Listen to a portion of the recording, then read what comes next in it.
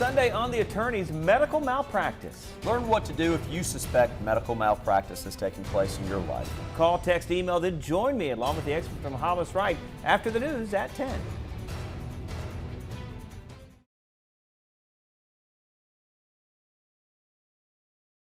Car crash cases, defective products, dangerous drugs, injuries, and abuse. Across the state of Alabama, the attorneys, proudly sponsored by the law firm of Hollis Wright, are here to serve you. Your tough legal questions answered by our experts. The attorneys with Josh Wright from the law firm of Hollis Wright and host David Lamb. Hello and welcome into The Attorneys. Appreciate you spending your Sunday evening with us. For the next half hour, the plan is for us to provide a panel of experts for you to take your tough legal questions to. For that to take place, you got to be involved. So you can call, text, email all throughout the program, and we'll pass those along to our assembled panel. We appreciate you being with us. We're talking about medical negligence and malpractice litigation. Leading that discussion, as he often does, from the firm of Hollis Wright, is Josh Wright. Josh, good to see you. Good to see you. Hope you had a great week. I did indeed, sir. Thank you. You know, we always talk about statistics at the top of the show. 200,000 people annually died due to some form of medical negligence. So it's a relevant, pertinent topic. Certainly, we're not claiming every doctor out there in hospital and facilities doing it the wrong way, because there are plenty that are doing it the right way. But when you are involved in something that could be considered medical negligence, there is really one authority in this state, as far as I'm concerned. It's Shay Samples from Hare, Wynn. We brought Shay on today, and we're just honored to have you on. You have such a tremendous knowledge about this topic, and you're such a great lawyer in this area. And so when you have issues related to medical negligence, this is the guy that I call. Man. So thank you for being on the show. We're happy to have you. Well, Josh, I appreciate it. Glad to be here. Tell us just a little bit in general terms about your practice, kind of what you focus on and how long you've been doing it. Well, I've been doing it too long, 36 years, and I predominantly do medical malpractice. It's about 95% of what I do, and it involves all aspects of medical malpractice, claims against hospitals, doctors, just the whole gamut of medical malpractice. A lot of the law that we see in our state and changes in the law over the years have come because of Shay's firm and Shay specifically. In fact, some recent stuff has just developed because of the fact that Shay diligently advocated for a client, got a great verdict, and got some law change that was initially not in favor of the consumer, not in favor of the patient. So I know we'll talk through that as we kind of work our way through the show, but we're glad to have him on. Well, Shay, good to see you. Thank you, David. Glad to be here. From a starting point, let's talk. You've kind of zeroed in on this practice and medical malpractice and litigation for a number of years. Right. How have you seen the laws change and things change here in the state of Alabama relative to this type of litigation? Well, David, there's been a significant change. Back in the 80s, Alabama went through a very significant medical malpractice liability reform, and there were bills passed, and the laws were actually toughened to make it more difficult for patients to file claims in Alabama. And the medical lobby is very powerful and strong, as you know, and they were able to pass laws that make Alabama one of the most difficult states really in the United States to pursue this type of claim. And there are very stringent requirements in malpractice cases that, Josh, as you know, don't apply in other types of civil cases in Alabama. So it's very difficult for a patient in Alabama to file and succeed in a medical malpractice case, and therefore it is just imperative that, number one, the claim be meritorious, and number two, that you have substantial evidence that you can prove to the jury's satisfaction that you're entitled to recover on that claim. Yeah. It seems like almost every year too, Shay, there are bills that come up in the legislature that even attempt to make medical liability even more strict from a litigation perspective. Is that fair? That is fair, Josh, and we don't need any more restrictions or limitations. It's tough enough as it is now. Right. It's a fine line, too, between wanting to protect those doctors that are providing great care and wanting to ensure and maintain that those that are doing it the wrong way are not protected. And so that's kind of the balance and the play that the legislature deals with and that the Supreme Court deals with when they're rendering verdicts related to, or rendering opinions related to these types of cases. And Josh, that's a good point. Our firm turns down 95% of the cases that come to us. I mean, they just have to be absolutely meritorious. And not only that, they have to be clear-cut. Juries in Alabama have been very forgiving of physicians, and everybody, most people hold them on a pedestal. They deserve respect for the great job that most of them do most of the time. Right. But you know, we're all human. We all make mistakes, and when that happens medically, there should be accountability and responsibility. Help us define and understand the topic tonight. What is medical malpractice? Okay. Medical malpractice, David, simply put, is medical negligence. And so what we're dealing with, basically, there are four elements of a medical malpractice case. Number one, the patient has to prove what is the standard of care that was applicable to the facts and circumstances of the case. Standard of care means that the doctor or the nurse or whatever the healthcare provider, whoever that healthcare provider is, they've got to exercise reasonable care, reasonable skill, and reasonable diligence relative to the diagnosis, care, and treatment of the patient. So number one, we have to prove what is the applicable standard of care. Number two, we have to prove that that health care provider fell below that standard of care. Number three, we have to prove causation, that is, that the medical negligence directly caused the fourth element, which are injury or damage to the patient. And I assume a lot of times one of the reasons you guys are turning cases down is they may be meritorious claims, but the damages are not significant enough in order to warrant the filing of a case because of the cost and expert requirements necessary for the case. Absolutely. It's impractical and futile to file a claim, a malpractice claim, unless you have substantial and significant damages. The cost of the litigation is simply too great. We have to retain expert witnesses, and the stringent evidentiary requirements about experts makes these cases really expensive. You know, we get a lot of calls where somebody was required to undergo additional hospital stay, or they ended up with a non-permanent type injury that went away after a week, or additional hospital care. Those are the type cases that are unfortunately clearly turned down not because there's not malpractice and not because there's not a violation of the standard of care, but David, because the cases just do not warrant the filing.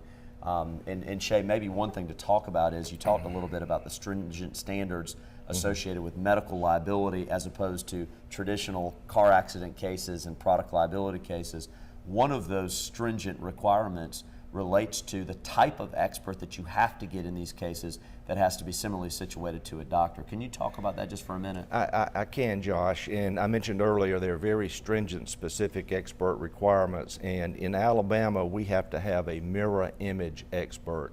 That is, if the defendant doctor is board certified in a specialty, then the patient's expert witness has got to have the same credentials, the same board certification, and has to be actively practicing in that same specialty during the time period that the alleged malpractice occurred. That can sometimes be complicated too, though, because finding a doctor in Alabama to talk about the standard of care of another doctor sometimes can be an issue, can't it? It's extremely difficult, if not impossible. Doing this 35 years, I don't need all the fingers on one hand to count the number of times that we've been able to get Alabama doctors to testify. All right. Time for our first break of the evening. As we head to break, a topic that I'm sure a lot of you have questions about. Would welcome those questions.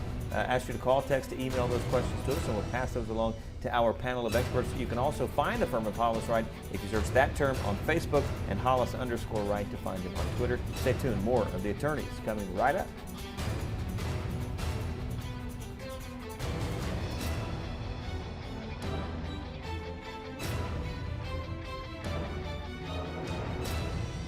I'm Josh Wright with the law firm of Hollis Wright, and thanks for watching the Attorneys on Alabama's 13. Now, we hope you, a friend, or a loved one never need legal counsel for a case. But if you do, The goal of the show is simple: provide answers and legal counsel when you need it the most. Now, your call to the show is free, so if you have questions specific to this show or related to other civil legal matters, call, email, or text us to talk with one of our lawyers. You can also follow us on Facebook or Twitter to learn about important legal news that could affect you or your family, or simply contact us by going to alabamas13.com and click on the attorney's link.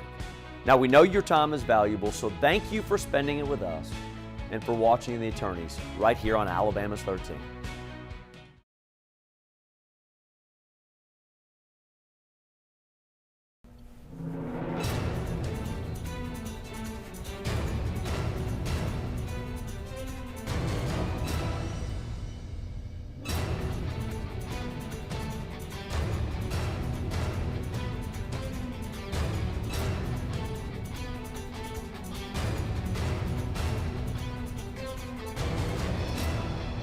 Welcome back in to The Attorneys. Love your feedback and your participation in this show. You can call, text, email, all throughout the program. Get your questions to us, and we'll be glad to pass those along. A question we have here, and you all were just touching on this, but let's, since we got the question, just to make sure that we're clear here.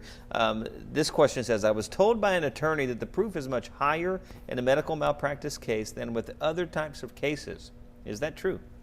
It is, David. The Alabama Medical Liability Act requires substantial evidence, and that is a requirement of the law to even have the case submitted to the jury.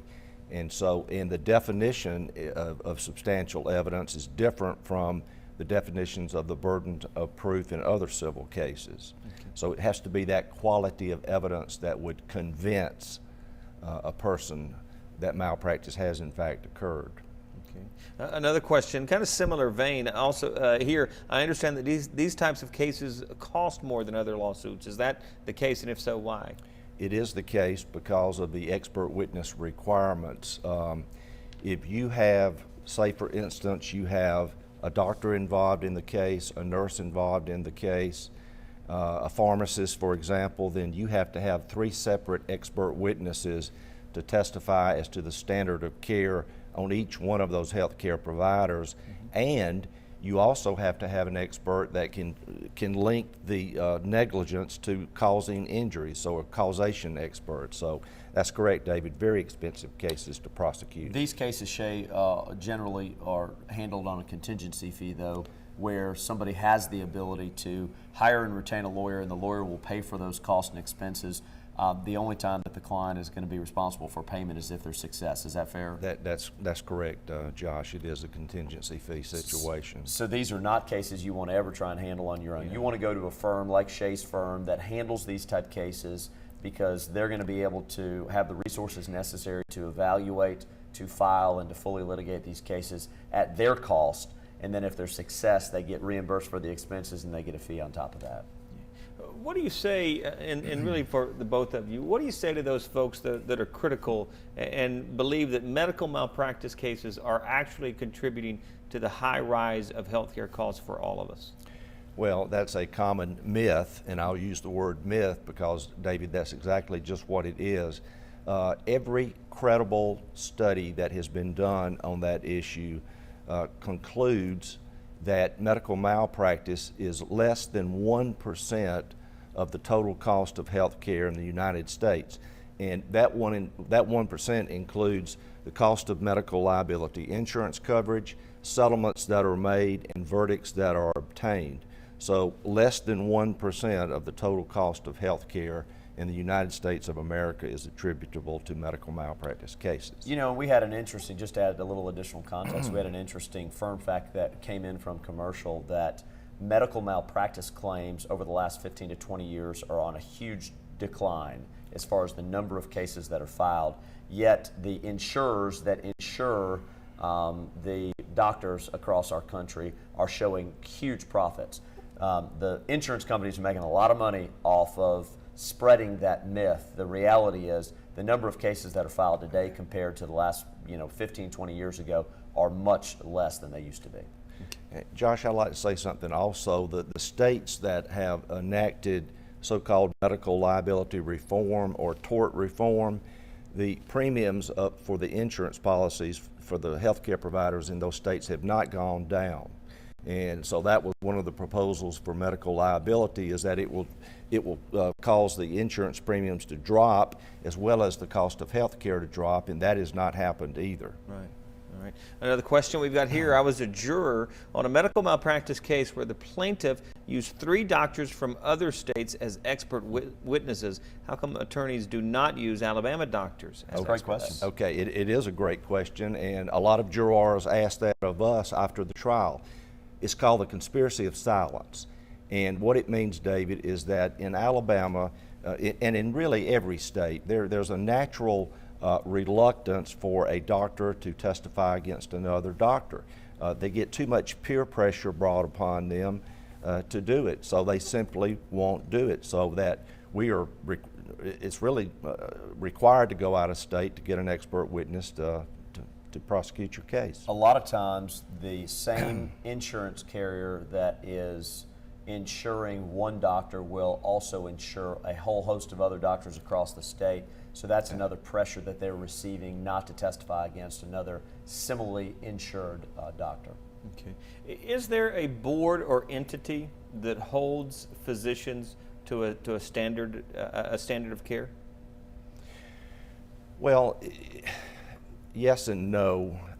Certain specialties have certain standards that apply, and of course the State Medical Association requires all doctors to practice in a competent manner.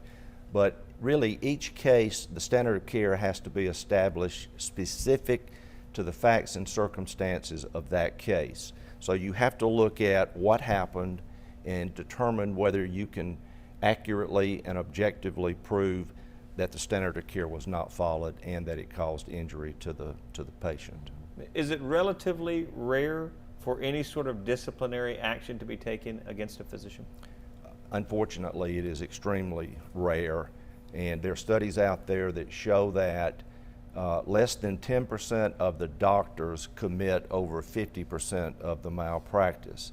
And unfortunately, those doctors who are committing most of the malpractice are only disciplined about 15% of the time. And it's a terrible situation, because what happens is the doctor will just go from one state to another state and continue to commit malpractice. And it also, to add context to that, it also shows, there are plenty of doctors and facilities that are doing it the right way. Absolutely. And, we always admit that on the show, and we make that a point of all of our discussions. This type claim is related to a doctor that did not do it the right way, and as Shay said, there has to be some accountability. No different than from a lawyer's perspective. If a lawyer makes a mistake, they are subject to responsibility and accountability, and they have an obligation and responsibility to be accountable. Doctors are no different. Yeah. There is a case now that is in the headlines of a physician who the practices, his practice was, it's just impossible to believe anyone was really following up and making sure and holding this fellow to any standards. I don't know if you all know the one that I'm talking about, that in the Midwest. Do you think, is there, do we do a good job of holding those who take care of us to a pretty high standard, not only nationally, but in the state of Alabama, you think? Well, I think, David, that one of the beneficial things of medical malpractice cases is that it does establish a standard of care that the doctors and nurses and hospitals will be held to, and accountability when they fall below the standard of care. So I think that's one beneficial aspect of litigation, is that it enforces the standard of care. And this is similar, if you will, to shows we've done on defective drugs and medical devices. And there are entities like the FDA and the medical device group that try and do their best to monitor and ensure and maintain that the products that are being put out to consumers and patients across the country are safe. The reality is they're overwhelmed, they're understaffed, they don't have the resources to be able to ensure that the products are safe. And so lawyers serve an important gap filler in that scenario to ensure and maintain that products are safer for individuals. Same kind of thing Shay's talking about right here, that lawyers are a gap filler. They play an important role to ensure and maintain there's a standard of care people have to be held to. Yeah, time for our second break of the evening. One more segment of the attorneys to go. Would love to hear from you. Call, text, email, get in touch with us. We'd love to hear from you. Stay tuned. More of the attorneys coming right up.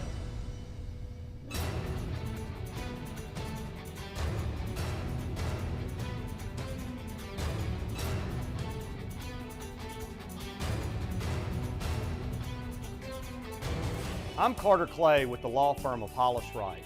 When you serve on a jury, you might expect to have all of the evidence presented to you during the course of a case. But there are some forms of evidence that are not allowed in court. In tonight's Legal 411, we are answering the question, why can't jurors see police incident reports? Most jurors would like to see crash reports during a trial, especially since these documents almost always show the investigating officer's opinion on who was at fault for the crash. Unfortunately, Alabama law prohibits the introduction of such reports into evidence. Alabama law states that no such accident report shall be used as evidence in any trial, civil or criminal, arising out of an accident. According to lawmakers who wrote and approved this rule, the reason accident reports cannot be admitted as evidence is that a jury might place too much weight on an official document such as a police report. There are some exceptions to this rule, of course, but most courts generally won't allow this type of evidence to be shown to a jury. Despite this rule, police officers who investigate crashes are still allowed to testify. They can tell a jury what they saw at the scene of the crash, including the road conditions and the positions of automobiles. An officer can also inform a jury of most any statement the people involved in the crash may have said to the officer during the investigation. The accident report can even be used to refresh an officer's memory of the crash. But the actual document itself cannot be introduced into evidence, and the officer's opinion of who is at fault is also excluded. That's because the jury is charged with deciding fault based on all the facts presented. Please remember, your call, email, or text to the attorneys is free. All of us at Hollis Wright want to help answer your questions on real issues you face. Remember, a competent lawyer will always respond to every question you send in. That's our pledge and promise to you. Thanks for watching The Attorneys on Alabama's 13.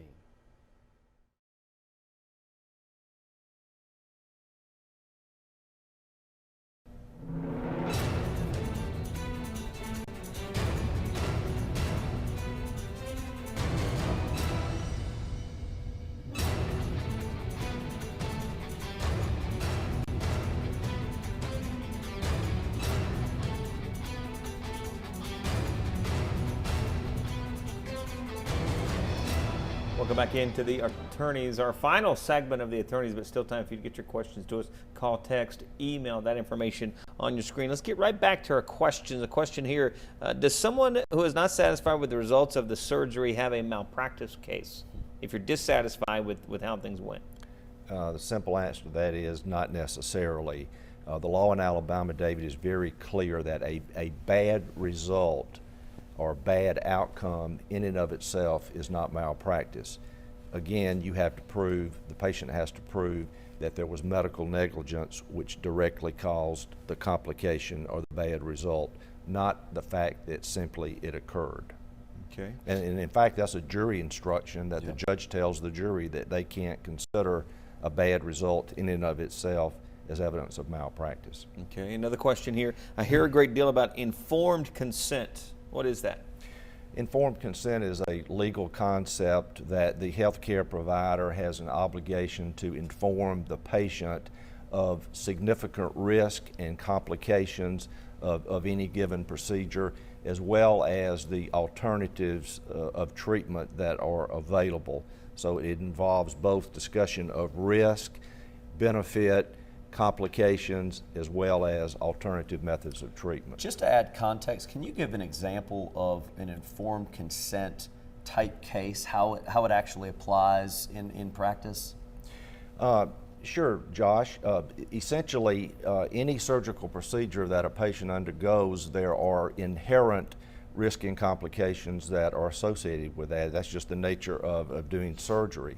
So the law requires not every risk and complication, but the significant risk or complications that would be important for an intelligent person to make an informed decision about whether they want to have the surgery or not. Yes. A question here that I think is related. If the consent form I signed prior to a procedure is considered valid, can I recover any damages in a malpractice action against my doctor? Good question. When you sign in an informed consent form, you are not consenting to medical negligence at all under any set of circumstances. Now, if you suffer a complication of the procedure that was fully and fairly disclosed to you by the physician, then that's a problem because they discharge their duty of informing you of the complications that you could be subjected to. Yeah, and look, at the end of the day, certain medical procedures have inherent potential problems associated with them and potential complications that can result. The idea here is, on the informed consent side, the doctor's got an obligation and responsibility, as Shay mentioned, to notify you of the serious and potential significant consequences of that procedure so that you have an opportunity to disclose whether or not you want to enter into that procedure or not. Okay, I think we have time for about one more question. Do I have a case against a doctor who prescribed me a drug for treatment but failed to tell me that it was part of an experimental program? Absolutely. That would go to the core of informed consent. If that drug is experimental, if it hasn't been approved by the FDA, then absolutely that doctor has an obligation to tell the patient that, to explain it to them, and to make sure that they fully and accurately understand the risk that they're taking with regard to that experimental drug. Any of that responsibility on the patient in terms of, those kind of consultations with the doctor, the questions you need to ask? Any of obligations in that terms on the physician, on the patient? I think so, David. I think it's a matter of common sense. I mean, a patient, before they undergo a procedure or before they take a drug, they have an obligation as well to ask pertinent questions of the healthcare provider. But again, the ultimate responsibility of that is on the healthcare provider. Legally, they have the obligation because they have superior knowledge than the average layperson on that subject. All righty. Now you know why we bring this guy on. That's he's the one. He knows it. For sure. Just a couple of minutes remaining, but wanted to give you the opportunity for any final charge or final thoughts from you on the topic tonight.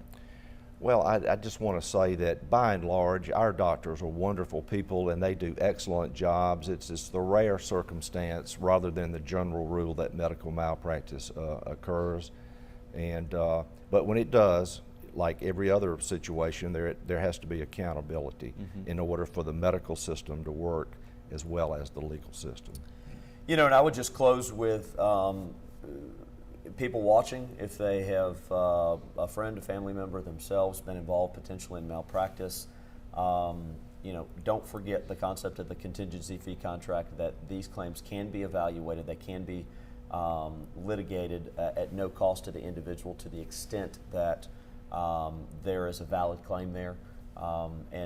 Firms like Shay's firm, our firm, handle cases on contingency to be able to help consumers file claims when they need to. But I would end with this. I agree with Shay 100%.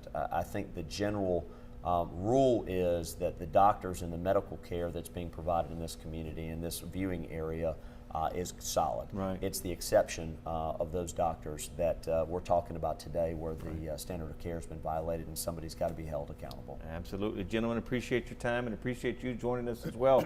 We thank you so much for it. As we wrap things up, ways you can get in touch with the firm of Hollis, Wright. Call, text, email, find them on both Facebook and Twitter. We really appreciate you joining us. Thankful for the time, and we'll look for you next week right here on The Attorneys. Thanks for watching The Attorneys, sponsored by the law firm of Hollis Wright.